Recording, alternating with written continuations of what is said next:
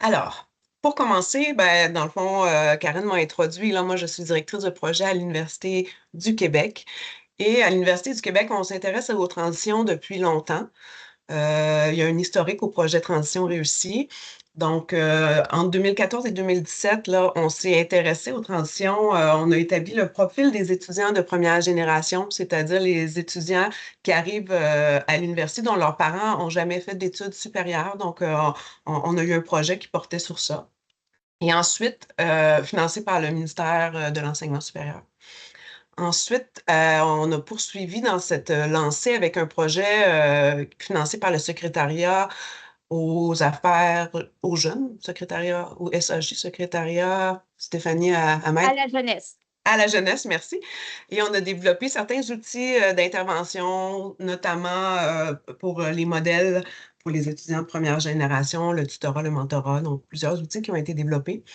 Et maintenant, le projet Transition réussie, c'est un projet financé par le ministère de l'Enseignement supérieur de 2001 à 2025. On est sur la fin du projet qui vise à... C'est un projet de recherche financé dans le cadre du plan d'action pour la réussite en enseignement supérieur et qui porte sur les transitions. Donc, ce projet-là est porté par l'Université du Québec, financé par le ministère de l'Enseignement supérieur. Et c'est dans ce contexte-là qu'on évalue. Notre phénomène à l'étude, là, et je sais que vous êtes déjà tous des gens bien sensibilisés par les transitions, donc sûrement que je vous apprendrai rien ici, là.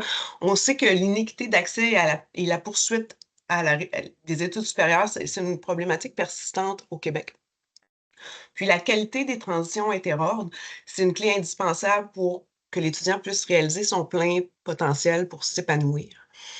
Donc, assurer le soutien aux transitions pour tous les jeunes, c'est une responsabilité qui est vraiment interordre parce que la transition commence pas au moment où l'étudiant met les pieds au cégep, mais bien avant, la préparation peut commencer là, dès le début du secondaire. Donc, c'est pour ça que tous les gens des centres de services scolaires sont concernés, peu importe les programmes, soit la formation générale des adultes, la formation des jeunes, les formations professionnelles. On a beaucoup de ces personnes, ces élèves-là qui vivent des transitions. Donc, la collaboration entre les ordres est très importante. C'est le phénomène qu'on a étudié. Donc, l'objectif qu'on avait dans le projet Transition réussie, qu'on a toujours, c'était de construire et de diffuser un modèle de soutien aux transitions interordres, donc du secondaire vers le collégial, vers l'université. Et pour ce faire, on a utilisé une démarche d'accompagnement scientifique. On a eu 5 régions qui ont fait des projets de recherche. Peut-être parmi vous, il y en a qui ont participé à l'atelier de notre collègue Nadia Rousseau, là, qui vous a présenté plus en détail son projet de recherche sur les besoins. Donc, on avait 6 projets de recherche de ce type qui se sont déployés dans 5 territoires différents. On a mis à l'essai des mesures de soutien aux transitions et chaque projet de recherche était coordonné par des instances, des regroupements qui impliquaient des collaborations interordres. Avec notre modèle de soutien aux transitions, on vise très largement parce que le soutien aux transitions, c'est vraiment une responsabilité qui est partagée. La personne, l'élève, la personne étudiante a sa responsabilité, mais elle est soutenue dans ces transitions par une multitude d'intervenants qui vont intervenir directement ou indirectement pour soutenir les transitions. Donc, notre modèle s'adresse aux personnes apprenantes, mais également au personnel enseignant, au personnel professionnel et technique, au personnel de soutien, aux gestionnaires, cadre personnel de direction, aux établissements d'enseignement, aux centres de services scolaires, aux représentants des ministères. Donc oui, notre modèle s'adresse aussi, là, même si on est financé par le ministère de l'Enseignement supérieur, on s'adresse également au ministère de l'Éducation et évidemment à la communauté scientifique, puisque notre modèle de soutien s'appuie sur des recherches qui se sont déployées sur le territoire. Donc, notre structure, rapidement, on est financé par le ministère. C'est un projet géré par l'Université du Québec. Et le cœur de notre projet, c'est vraiment le comité scientifique qui a été le chef de file là, pour co-construire le modèle de soutien aux transitions.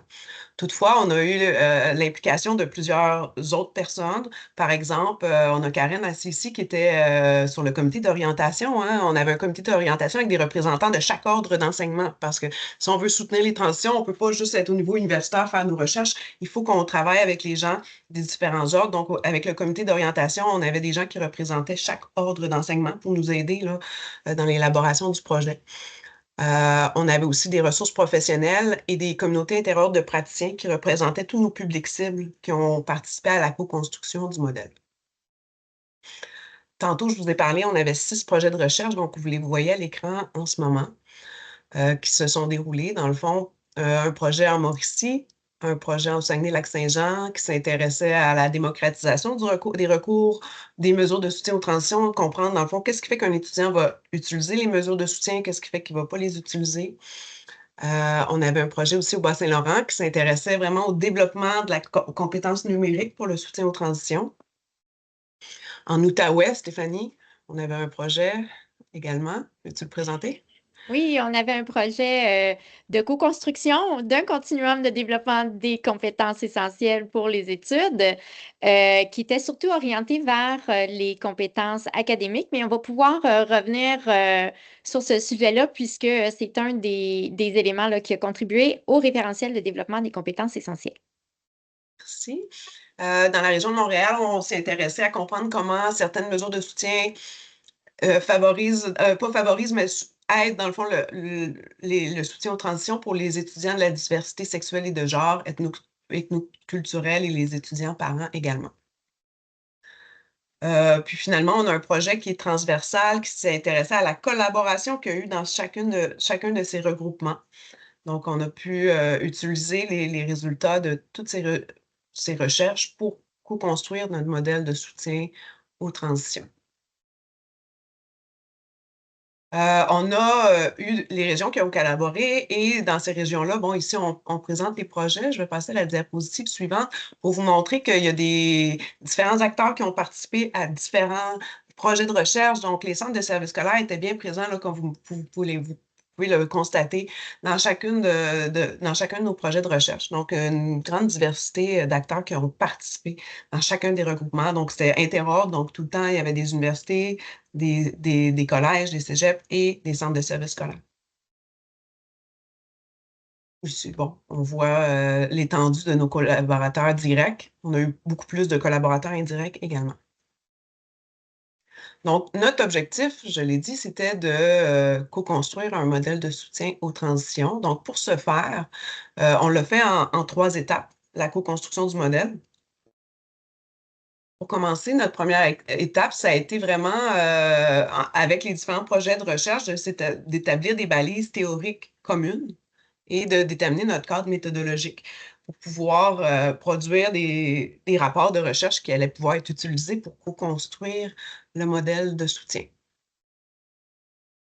Ensuite, bon, on s'est donné un cadre de référence commun et on a traité les résultats, analysé qu'est-ce qui était convergent, qu'est-ce qui était complémentaire, et c'est vraiment ça qui nous a permis de co-construire le modèle. Dans notre cadre de référence commun, par exemple, on s'est donné des définitions. C'est quoi une transition interordre réussie? Donc, on a une définition inédite. Est-ce que Stéphanie, tu veux nous la présenter? Oui, merci. C'était important pour nous de tenir compte de la diversité Non, non, moi, je peux des, pas, il y a une heure, ça... Oh! De la diversité des profils de réussite, des profils des personnes, des élèves, des personnes étudiantes. Donc, dans le contexte de notre projet, une personne apprenante va vivre, bien entendu, de multiples transitions au cours de sa vie, dont celles qui vont s'inscrire dans son parcours éducatif. Et l'idée, c'est vraiment d'aborder les transitions comme un processus dynamique, évolutif, complexe, qui a des allers-retours qui, en fin de compte, est unique à chaque personne qui va vivre ces transitions-là. Et les transitions éducatives sont tout aussi complexes, où on a vraiment de multiples dimensions qui vont se chevaucher. Par exemple, une personne étudiante, un élève qui passe du secondaire vers le collégial pourrait vivre des transitions en ce qui concerne bien quitter la famille, devoir développer une certaine autonomie, oui, éducative, mais également dans sa vie de tous les jours, dans sa vie quotidienne, pourrait aussi se retrouver à devoir maîtriser de nouvelles normes institutionnelles en ce qui concerne du secondaire vers le collégial, donc de s'approprier les façons de faire collégiales. Et aussi, on le sait, hein, quand les personnes étudiantes sont dans différents ordres d'enseignement, bien, ils construisent, ils continuent leur construction identitaire. Donc, ils apprennent à être qui elles sont, elles apprennent à être qui elles sont au fur et à mesure qu'elles avancent. Donc, il y a aussi des dimensions personnelles, interpersonnelles là, qui vont se développer. Et donc, à cet égard-là, on voit que les transitions mobilisent différents besoins. Et c'est dans ce cadre-là qu'on a développé le modèle avec les dimensions. Donc, c'est les 4 dimensions que Stéphanie vient vous présenter qui ont besoin, dans le fond, ça représente les dimensions de la transition et c'est les dimensions qui ont besoin d'être soutenues. Donc, on ne peut pas juste les soutenir sur le plan éducatif, il faut aussi les soutenir sur tous les plans pour s'assurer qu'ils vivent une transition harmonieuse. Puis, bon, je l'ai déjà abordé, là, mais pour nous, c'est le système tout entier qui soutient la personne étudiante dans la réussite de sa transition. Ça demande une collaboration qui est, oui, interordre, mais aussi interprofessionnelle, intersectorielle. Et pour nous, c'est vraiment une responsabilité qui doit être collective, partagée. Donc là, ici, c'est vraiment une définition que notre comité scientifique s'est donnée pour co-construire le modèle. Là, je reviens au modèle. Donc, on a co-construit un modèle qui se développe. Et là, vous l'avez ici, notre modèle. Ce n'est pas l'objet de la présentation aujourd'hui, le modèle spécifiquement. On vous montre un morceau. Notre modèle se déploie en 3 volets. Donc, il y a vraiment un volet théorique pour expliquer qu'est-ce qu'une transition, comment se fait le soutien aux transitions. Un volet qui est plus opératoire, dans lequel on va retrouver des visées d'action pour un établissement qui souhaite soutenir les transitions. Quelles sont les visées d'action à mettre en œuvre, par exemple, dans leur planification stratégique, dans leur plan de la réussite, dans leur projet éducatif? Et ensuite, toujours dans le modèle, on a un volet qui est matériel, dans lequel les intervenants vont retrouver des outils. Et c'est ça qu'on va vous parler aujourd'hui. On vous présente un des outils. Si tu permets, Marjolaine, j'ajouterais là, que quand on regarde le volet théorique, opératoire et matériel, bien entendu, quand on parle de volet théorique, on parle de données de recherche, ce sont des données qui ont été collectées sur le terrain avec les personnes qui sont dans les centres de services scolaires, qui sont dans les cégeps, qui sont dans les universités, à la fois les professionnels, le personnel enseignant, les gestionnaires. Donc, c'est vraiment une co-construction à l'échelle du Québec. Et là aussi, c'est inédit dans la mesure où on atteint l'entièreté là, du territoire et qu'on a pu consulter des personnes un peu partout et travailler avec eux, pas seulement que leur poser des questions, mais travailler avec eux et co-construire ce modèle. Alors maintenant, on va vous présenter notre référentiel de développement des compétences essentielles aux études postsecondaires, qui est un outil, dans le fond, qu'on retrouve dans le volet matériel du modèle. Pendant qu'on vous présente ce référentiel, s'il y en a qui ont le goût de nous donner leur avis à propos de cet outil-là, on va vous inviter, je vais vous déposer dans le chat le lien là, pour pouvoir nous donner votre... Oups, attendez, j'y vais. Le lien. Et voilà, je vous le partage à l'instant. Donc, dans le lien qui est partagé, qui va vous permettre d'interagir avec nous tout au long de la présentation de l'outil, on va vous inviter à réfléchir à 3 questions. Dans le fond, cet outil-là qu'on s'apprête à vous présenter, est-ce qu'il est pertinent et utile? Donc, si vous voulez nous partager vos avis, vous avez juste à cliquer sur le petit plus, puis vous pouvez écrire ce qui vous vient. Ensuite, on va vous demander quelle utilisation envisagez-vous en faire? Et finalement, quel besoin de soutien envisagez-vous? On y reviendra. Alors, ici, on est dans le modèle, on rentre dans l'aspect matériel du modèle. et je vous présente le référentiel de développement des compétences. Donc, oui, pour soutenir les transitions, on s'intéresse à l'étudiant quand il chemine, puis il y a vraiment un aspect des compétences qui est très important, hein. L'étudiant qui arrive au cégep, ben, il doit avoir les compétences pour pouvoir réussir ses cours et s'épanouir dans son cheminement. Et ça, ces compétences-là sont développées avant, c'est-à-dire soit au secondaire, soit en formation professionnelle, en formation générale des adultes. Donc, dans notre référentiel, on a défini c'est quoi ces compétences-là, qui sont les compétences essentielles aux études. Et on a déterminé des profils de sortie pour chaque ordre d'enseignement. Parce que le besoin qui avait émergé qui venait du terrain, c'est que les attentes qu'on avait envers les étudiants, les élèves, n'étaient pas tout le temps claires. Donc, quand ils arrivaient, par exemple, au collégial, ben, certains enseignants ont des attentes qui peuvent être surévaluées, ce qui fait que l'étudiant n'est pas nécessairement prêt, n'a pas nécessairement les compétences. Et ça peut être différent d'un enseignant à l'autre. Donc là, avec ces profils de sortie-là, on arrive à proposer des attentes qui sont réalistes et qui sont les mêmes pour tous. Donc, c'était notre premier objectif dans le référentiel. Et le second objectif, une fois qu'on a dit ça, ben, c'est quoi les pratiques qui permettent de développer les compétences essentielles? Et ça, on le sait que ça se fait déjà dans les pratiques, dans les écoles secondaires, dans les cégeps, les universités. On le fait indirectement à travers le développement de compétences disciplinaires. On n'a pas le choix de passer par le développement de compétences essentielles. Donc, on a fait ressortir les pratiques qui permettent de les développer, qui sont déjà utilisées par les acteurs sur le terrain et d'autres qui pourront inspirer là, la mise en œuvre de nouvelles pratiques. Si tu permets, Marjolaine, j'ajouterais, bien peut-être je vais me servir de ce petit moment pour me présenter. Je suis une ancienne enseignante du secondaire. Donc, j'ai enseigné un petit bout de temps au secondaire ici en Outaouais.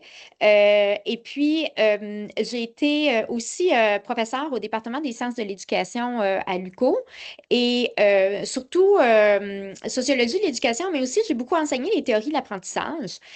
Et en fin de compte, à travers ma carrière, j'ai remarqué ces écarts dans nos attentes du secondaire vers le collégial, du collégial vers l'université. J'ai travaillé plus de 15 ans avec le collégial également là, comme professeur, en soutien comme personne ressource. Puis, une des choses qui revenait souvent, c'est vraiment, bien, comment ça se fait que ça, c'est pas maîtrisé? Il y avait cette question, comment ça se fait que les élèves font pas, les personnes étudiantes font pas ci, font pas ça? Et puis, en fait, ce dont on se rendait compte, c'est que, bien, il n'y a jamais personne qui leur avait dit qu'elles devaient être en mesure de faire ceci ou de faire cela.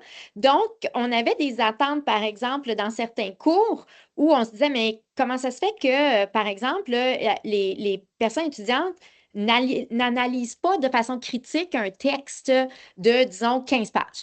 Et puis là, la question que je soulevais toujours, mais est-ce que vous leur avez appris à le faire? Est-ce qu'ils savent qu'ils sont supposés faire ça dès leur premier cours de philo, par exemple?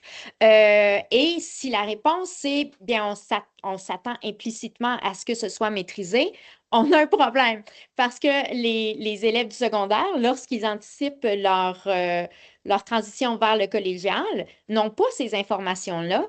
Et souvent, même les personnes enseignantes par exemple, du secondaire vers le collégial et aussi du collégial vers l'université ont peu d'occasions, sinon aucune dans plusieurs cas, de se parler de ces attentes-là qui restent dans l'implicite. Donc, bien entendu, au secondaire, on a certaines normes et conventions en termes d'attentes à l'égard des personnes, des élèves et de ce on leur offre pour les soutenir. Ces attentes-là sont différentes au collégial. Qu'il s'agisse justement, comme je le disais tout à l'heure, de l'autonomie, des attentes à l'égard de l'autonomie, du volume de lecture qui est attendu d'eux, bien, là, il faut que les personnes étudiantes s'ajustent, ne sachant pas vers quel objectif elles s'ajustent. Donc, à cet égard-là, il y a quand même une abondance de recherches empiriques qui revient sur l'importance de combler cet écart-là entre les attentes implicites et ce que les élèves, les personnes étudiantes doivent faire.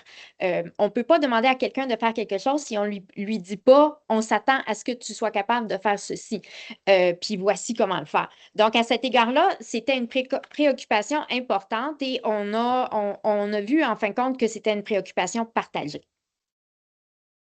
Merci Stéphanie. Donc, dans le fond, le référentiel peut permettre à l'étudiant de mieux connaître quelles sont ses attentes. On leur explicite les attentes. Il permet aussi aux personnes enseignantes d'ajuster ces attentes-là, puis d'intégrer le développement de ces compétences-là de manière explicite dans la formation. Ça peut aussi servir aux professionnels qui accompagnent les enseignants, qui font de la planification dans le cadre de la mise en œuvre de programmes et qui sont en soutien aux étudiants et aux enseignants. Ça peut être également utile pour les gestionnaires pour soutenir la prise de décision relativement à la planification pédagogique, mais aussi dans la mise en place de services. Tu sais, on s'entend que si on a des attentes par rapport aux étudiants puis qui arrivent au collégial qui n'ont pas développé leurs compétences puis qu'on les a admis sur la base qu'ils ont leur diplôme d'études secondaires, ben, il faut mettre en place les services pour leur permettre d'atteindre les attentes attendues, d'atteindre les compétences attendues. À cet égard-là, bien entendu, les profils de sortie qu'on va présenter ne sont pas des profils de sortie qui excluraient qui que ce soit d'une transition vers l'ordre prochain. C'est vraiment cette idée que si la personne éprouve des défis, en fait, dans le cadre de la mise en œuvre d'une compétence ou de sa maîtrise, bien, c'est aux établissements qui les accueillent de mettre en place les mesures de soutien. Donc, pour élaborer notre référentiel de développement des compétences, tantôt, je vous ai montré les projets de recherche du projet Transition réussie. Il y en avait 3 qui s'intéressaient plus à l'aspect compétences. Donc, c'est des gens qui ont participé au comité de rédaction. Mais on a travaillé avec également un comité aviseur sur lequel siégeaient des gens du ministère de l'Éducation, du ministère de l'Enseignement supérieur et des représentants de chaque ordre d'enseignement. Un comité d'une vingtaine de personnes.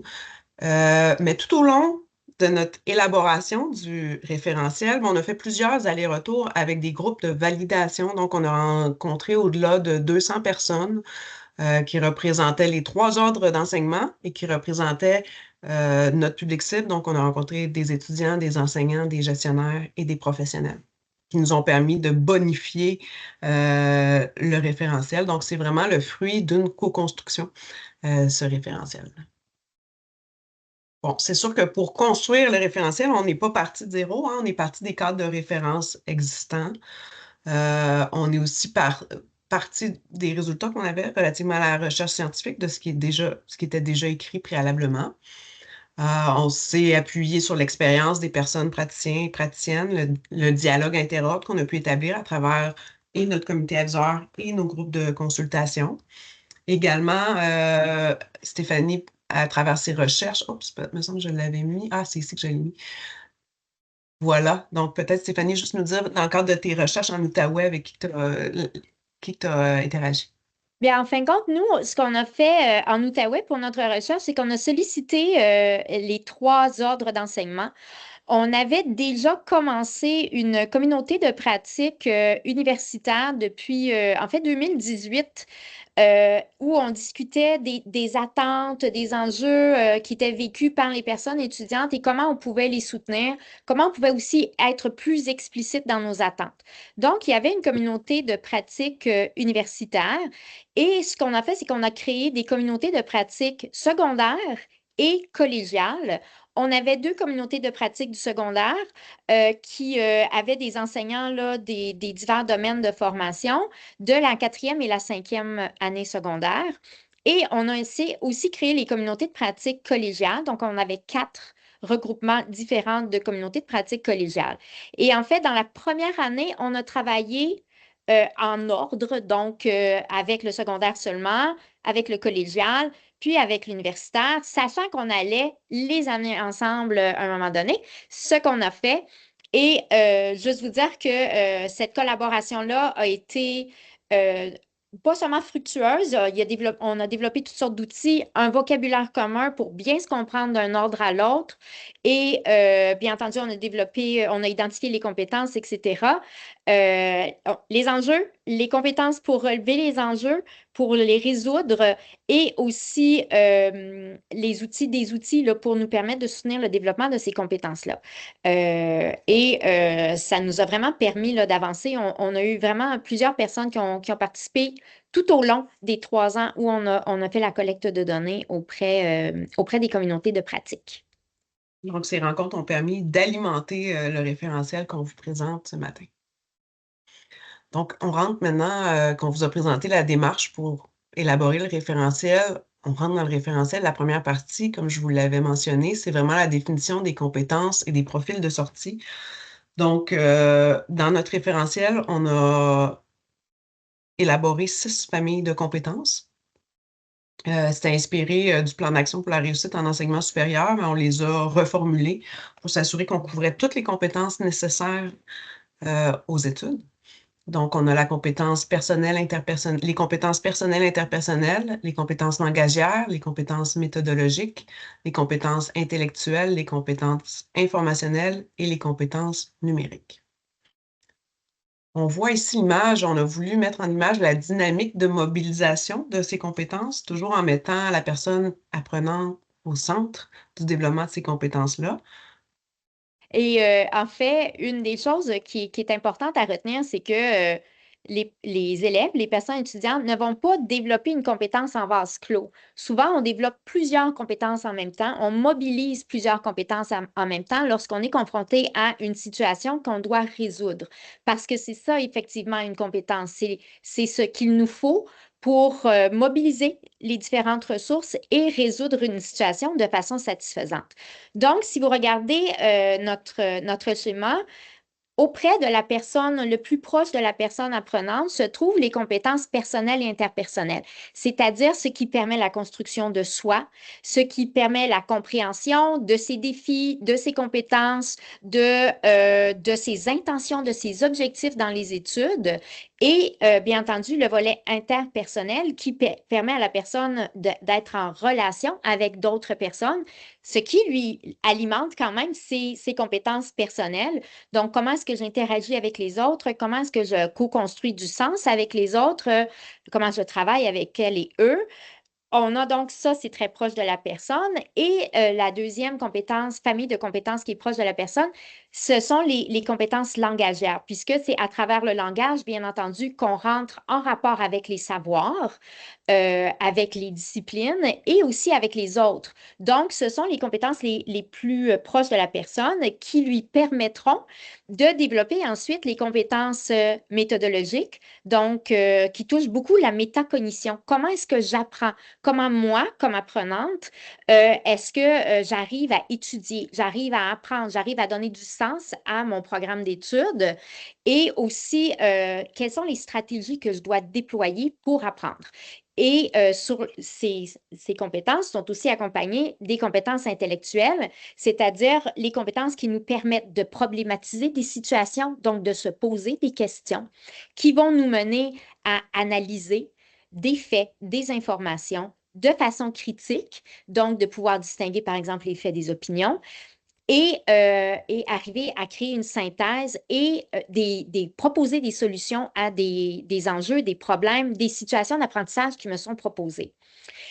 À leur tour, ces compétences favorisent le développement des compétences informationnelles et numériques qui, en fin de compte, vont revenir vers le centre. Donc, oui, on déploie du centre vers l'extérieur, mais c'est aussi vrai que les compétences qui sont à l'extérieur permettent d'alimenter en continu les compétences qui sont plus proches de la personne.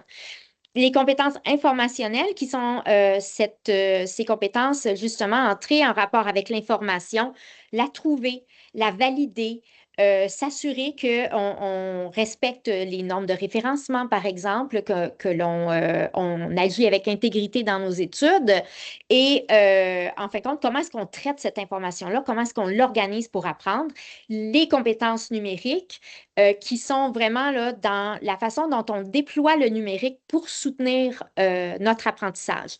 Donc, à cet égard-là, toutes ces compétences permettent, puis vous allez peut-être voir une résonance avec le PFEQ, de développer son pouvoir d'action, de structurer son identité et de construire sa vision du monde, qui sont des visées que l'on va retrouver, bien entendu, dans le PFEQ. Merci Stéphanie. Merci à Sandra Larouche, qui a brisé la glace sur notre tablette. Il en fallait une première, donc s'il y en a qui ont des commentaires dès maintenant, je vous invite à les inscrire. Donc ici, bon, Stéphanie nous a bien expliqué qu'est-ce qu'on retrouve dans chaque compétence. C'est sûr qu'on a essayé d'isoler pour aller vraiment à l'essence de la compétence. C'est sur pourquoi on a distingué la compétence informationnelle de la compétence numérique. Là, on va vraiment à l'essence de la compétence, mais évidemment, parfois, on peut utiliser des éléments de la famille de compétences numériques pour développer notre compétence langagière également. Donc, ça peut s'entremêler, ces familles de compétences-là, mais ce qu'il faut garder en tête, c'est que nous sommes allés à l'essence de la compétence pour les catégoriser. Ce qui nous permet, en fait, lorsqu'on est dans les domaines d'apprentissage, de donner la couleur du domaine d'apprentissage. Quand je développe, par exemple, mes compétences méthodologiques et que je le fais dans le cadre, par exemple, d'un cours d'univers social ou d'un cours d'anglais langue seconde, bien, en fin de compte, je développe mes compétences méthodologiques avec l'intention d'apprendre dans cette discipline-là, donc dans ce domaine d'apprentissage-là. C'est pourquoi c'est plus générique, mais les couleurs disciplinaires vont vraiment être ajoutées là, lorsqu'on est dans la situation d'apprentissage spécifique au domaine. Euh, Considérant que notre objectif était de déterminer des profils de sortie pour chaque ordre d'enseignement, il a fallu qu'on se donne des critères, dans le fond, pour pouvoir baliser les profils. Donc, on s'est donné 4 dimensions pour déterminer nos profils de sortie. Qui distingue, dans le fond, ce à quoi on s'attend entre le secondaire, le collégial, l'universitaire premier cycle et l'universitaire deuxième, troisième cycle. Donc, ces dimensions, premièrement, c'est l'autonomie. Est-ce que la personne apprenante le fait seule, elle a besoin d'accompagnement ou elle le fait de manière autonome? Ensuite, la seconde dimension, c'est la complexité de la situation à traiter, en supposant que plus qu'on évolue, plus qu'on va pouvoir y aller dans une situation complexe. Finalement, notre troisième dimension est le rapport au savoir disciplinaire et professionnel. Et finalement, notre quatrième dimension, le rapport au savoir scientifique. Puis en fait, c'est ce qui progresse. Dans ces 4 dimensions-là, c'est là qu'on va voir en fait la progression. De plus en plus d'autonomie, d'une complexité de plus en plus grande des situations à traiter, un rapport au savoir disciplinaire professionnel de plus en plus profond et critique, et c'est la même chose pour les savoirs scientifiques, un rapport de plus en plus profond et critique également.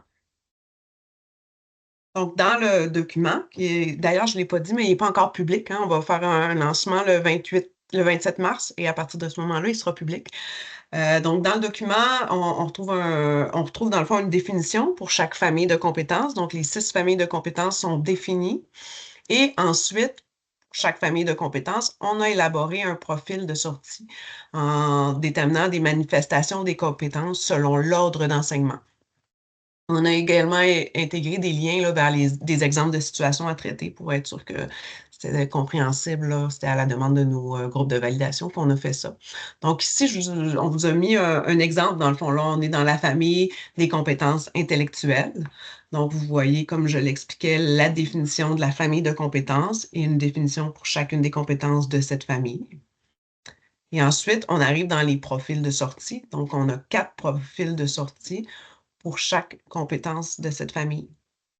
Donc, ces énoncés par profil de sortie, c'est inédit. On n'a rien jusqu'à présent là, au Québec. On n'avait rien là, qui nous permettait de voir du secondaire vers le collégial, vers l'université, quelles étaient les attentes essentielles pour développer cette compétence-là. Et c'est intéressant parce que les personnes avec qui on a travaillé sur le terrain nous ont dit à quel point c'était, important pour eux de voir l'énoncé de leur ordre d'enseignement, des manifestations pour leur ordre d'enseignement, mais également de voir qu'est-ce qui suivait.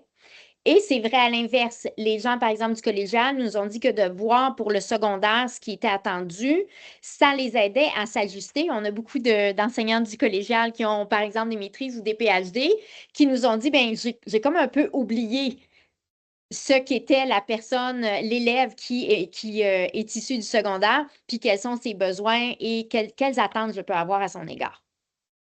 Puis dans nos profils de sortie, dans le fond, on voit en gras, c'est ce qui change d'un ordre à l'autre. Et pour chaque compétence, dans le fond, c'est le seuil minimal attendu parce qu'on sait bien, hein, on connaît la réalité dans les centres de services scolaires, il y a différents programmes. On peut s'attendre qu'un étudiant, par exemple, qui est au PEI, ben, il dépasse le seuil minimal attendu et c'est correct. On est vraiment allé avec des seuils minimales. Puis pour le seuil, le profil de sortie devient le profil d'entrée de l'ordre suivant. Donc, par exemple, si on arrive au collégial, ben, on peut penser que le profil d'entrée, ben, c'est le secondaire, peu importe que ça soit FGA ou que ça soit FP. Parce que si on prenait tous les cas de figure pour établir des profils de sortie, ça serait venu un capharnaüm, là.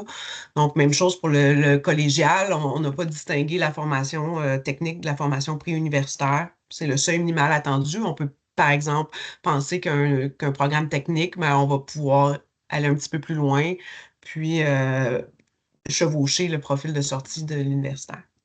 Quand on parle du seuil minimal, en fait, ce qu'on est en train de dire, c'est que ce sont les attentes pour que la personne étudiante dispose de tout ce qu'il lui faut pour cheminer dans son programme d'études de l'ordre suivant.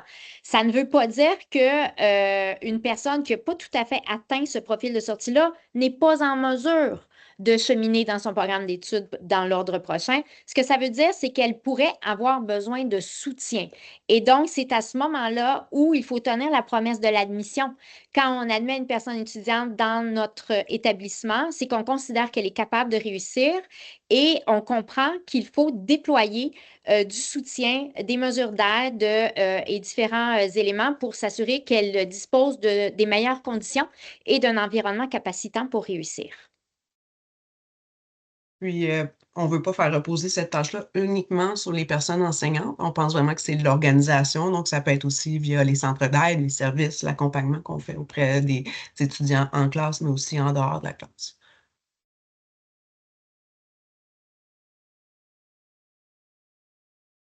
Ah, je vois une question de Madame Chantal. Est-ce que la transition en formation professionnelle a été étudiée? Oui, ben, en fin de compte, on a quand même dans les recherches qui ont été réalisées dans le cadre du modèle de soutien aux transitions réussies, donc dans la grande recherche, on a parlé à des personnes étudiantes, des élèves de la FP. Et il y a à l'heure actuelle beaucoup de travail qui est réalisé pour accompagner les transitions de l'AFP vers le collégial également. Donc, on a discuté avec des gens, une diversité de personnes justement qui touchent à la formation professionnelle. Maintenant, je regarde l'heure, je vais être dans les temps, je vais avoir qu'on garde du temps pour les échanges. La deuxième partie du référentiel, c'était vraiment les pratiques et les conditions favorables pour développer ces compétences-là. Et là, encore une fois, j'insiste, on vient pas ajouter du travail, des compétences qu'on doit ajouter par-dessus. Dans le fond, ces compétences-là essentielles pour apprendre, ben, on les développe à travers aussi des compétences disciplinaires. Donc, ici, on a des pratiques, des conditions favorables pour le faire. Puis, dans le fond, dans cette section-là, on a sorti qu'est-ce qui était transversal à l'ensemble des compétences dans un premier temps. Donc, la première section, on retrouve des principes pédagogiques et organisationnels qui favorisent le développement des compétences essentielles pour soutenir la persévérance, la réussite des personnes apprenantes. Donc, 11 principes pédagogiques qui sont énumérés et décrits dans le cadre du référentiel. Qui sont présents non seulement dans la recherche, dans les résultats de recherche, mais qui sont aussi présents dans le dialogue qu'on a eu avec les personnes sur le terrain, dans leur pratique, dans ce qu'elles mettent de l'avant là, pour développer les différentes compétences essentielles.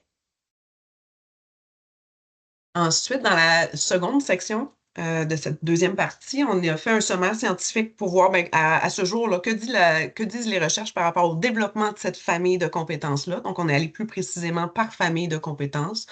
Un sommaire scientifique qu'on a appelé État de la question. Issu de ce sommaire scientifique, on a fait ressortir les orientations d'action favorisant le développement de la famille de compétences. Donc, qui peut aiguiller si, par exemple, un enseignant dit, ah, ben moi, mes étudiants ont plus de difficultés dans la famille de compétences intellectuelles. Ben, ah, voilà, vous allez retrouver pour chaque famille, donc pour cette famille de compétences, des orientations d'action pour vous pister dans vos choix de méthodes pédagogiques de ressources. On a également fait ressortir des recherches, dans le fond, des exemples de pratiques prometteuses qui ont fait l'objet de recherches scientifiques. Et Donc, qui, en fin de compte, dans le cadre de cette recherche, de ces recherches-là, qui ont été mises en pratique, soit appréciées ou évaluées sur le plan de leur retombée pour les personnes apprenantes. Donc, ce sont des petits cadres là, que vous voyez là, des informations qui permettent à quelqu'un qui voudrait essayer cette pratique-là de la mettre en œuvre en salle de classe ou de la mettre en œuvre dans ses interventions auprès des élèves. Puis, je vous dirais qu'on a vraiment fait un effort de choisir des pratiques qui, pour plusieurs, s'appliquent tant au secondaire qu'au collégial ou à l'université. Et je vous ramène à cette idée de progression. Donc, la différence va être dans le type d'accompagnement qu'on va offrir, la complexité de la situation aussi, quel degré de complexité est-ce qu'on va mettre dans la situation d'apprentissage ou dans notre intervention et en fin de compte, quel rapport au savoir est-ce qu'on va vouloir mobiliser. ensuite, on savait que, bon, je l'ai dit précédemment, les compétences essentielles sont déjà développées dans nos établissements, dans nos institutions. Donc, on a fait une recension dans chaque région, puis peut-être que vous avez même reçu le questionnaire, là. On l'a fait transiger par la Fédération des centres de services scolaires pour aller chercher des exemples de pratiques inspirantes qui n'ont pas nécessairement fait l'objet de recherches scientifiques, mais qui sont utilisées sur le terrain, qui permettent le développement d'une ou de plusieurs familles de compétences. Donc, on a sorti 21 fiches de pratiques inspirantes dans lesquelles, dans le fond, on présente la pratique, les objectifs, les informations utiles, mais on va aussi faire le lien, on va établir un dialogue entre ce qui se fait sur le terrain et ce que disent, dans le fond, ce qui est dans le référentiel, donc les principes pédagogiques et organisationnels touchés par cette pratique-là. Donc, on voit déjà que sur le terrain, il se fait déjà plein de bonnes choses qui peuvent nous inspirer et qui sont alignées avec ce que disent la science et ce qui est dans notre référentiel. Puis dans notre conversation avec le ministère de l'Enseignement supérieur, lorsqu'on discutait de notre mandat, c'était hyper important pour nous de pouvoir valoriser ce qui se fait sur le terrain parce que les collègues font des choses absolument géniales. Souvent, les autres collègues dans les autres centres de services ou dans les autres régions ne le savent pas, ne connaissent pas ça. Et c'est cet échange-là de pratiques inspirantes là, qui nous permettent de cheminer tous et chacun avec un petit peu plus d'outils dans notre répertoire. Bon, ici, j'avais mis les pratiques qui sont issues. On a vraiment essayé de toucher tout le temps les trois ordres, puis toutefois, tant les pratiques prometteuses qu'inspirantes, hein, Stéphanie le disait, ils peuvent être utilisés dans un ordre comme dans l'autre, dans la majorité des cas. Euh, voilà. Donc, le référentiel va être disponible en même temps qu'on lance le modèle de soutien aux transitions. Parce que là, on vous a donné un avant-goût, on vous a présenté le projet, on vous a présenté le grand modèle qu'on va lancer le 27 mars. Donc, ici, j'ai joint dans notre présentation là, une invitation à ce lancement qui se fera en présence à l'Université du Québec le 27 mars, en mode présence ou en mode hybride. Et on a également organisé une journée de réflexion le lendemain. Oh, il y a une erreur dans ma présentation, pardonnez-moi, c'est le 28 mars. On invite les gens à venir réfléchir avec nous aux suites à donner à ce modèle. Donc, on aura la chance d'avoir des intervenants de tous les ordres d'enseignement dans toutes les différentes positions, que ce soit des enseignants, des professionnels ou des gestionnaires et même des étudiants. Donc, Peut-être un mot, Marjolaine, si tu permets, oui. sur les personnes étudiantes. On avait une préoccupation centrale concernant l'accessibilité du référentiel, le développement des compétences essentielles pour les personnes étudiantes, pour les élèves. Donc, on les a interrogés, on leur a présenté le tout, on a eu des belles rencontres avec eux et en fin de compte, ce qu'ils nous disaient, c'est que oui, ils comprenaient bien le vocabulaire, ils ne voulaient pas qu'on change le vocabulaire d'aucune façon de ce qu'ils retrouvent dans le référentiel. Ils trouvaient que c'était important qu'ils connaissent les vrais mots. Ont même aimé la deuxième partie. Ils trouvaient que c'était important pour les personnes étudiantes de savoir qu'il y a ce type de pratique-là, qu'il y a des conditions favorables pour développer leurs compétences essentielles. Mais bien entendu, le volume du référentiel, bien, il est important, ce qui fait en sorte qu'ils nous ont demandé, bien, pouvez-vous faire aussi des infographies qui résumeraient le tout? Donc, ils étaient très contents que des choses soient explicitées. On a eu des personnes étudiantes qui nous disaient, j'aurais vraiment aimé savoir ça avant de commencer mes études collégiales ou universitaires. Donc, c'est aussi un peu là, ce qui nous a aiguillé dans la formulation là, de ce que vous retrouvez dans le document. Quand on va faire le lancement, dans le fond, tout ça va se retrouver sur le site web de Transition Réussie, tant le référentiel que les outils, hein, l'infographie, cours vidéo explicatif. Donc, tout sera disponible.